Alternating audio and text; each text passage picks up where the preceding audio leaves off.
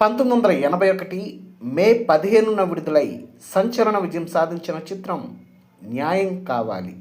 Megastar Chiranjeevi, Radhika, Urvashi Sharada, Jaggayya, ఫటాఫట్ జయలక్ష్మి, అల్లు రామలింగయ్య ప్రధాన పాత్రలు పోషించిన ఈ సినిమాకి కోదండరామిరెడ్డి దర్శకత్వం వహించారు.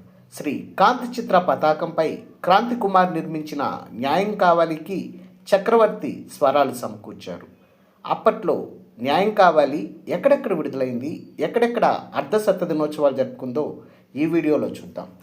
ముందుగా రిలీజ్ సెంటర్స్ డీటెయిల్స్లోకి వెళ్తే Vijayawada Jaihind talkies, Sesh Mahal, Guntur Bhaskar deluxe theatre, Visakhapatnam Rajeswari Kalamandir Srikanya, Rajahmundry Urvashi, Kakinada Anand, Nellore Radha theatre, Eluru Venkateswara talkies, Ongole Tulasiram paradise, Vizianagaram Venkateswara talkies, Machilipatnam Nataraj theatre, Amalapuram Rama picture palace, Tadepalligudem Sesh Mahal, Hyderabad Kishore Shyam Satyam, Secunderabad Sridevi Rajeshwar, Warangal Radhika, Tirupati mini Pratap, Kadapa Ramesh, Kurnool variety, Anantapur Ganga, Bellary Mubarak.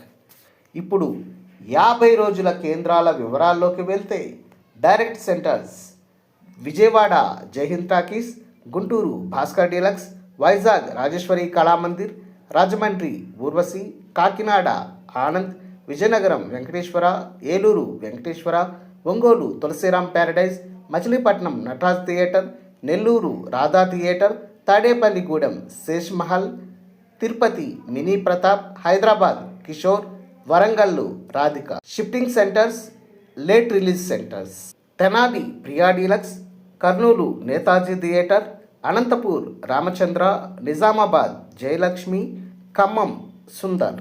Dear viewers, అప్పట్లో న్యాయం కావాలి చిత్రాన్ని మీరు ఏ టాకీస్లో చూసారో కామెంట్ బాక్స్లో పోస్ట్ చేయండి.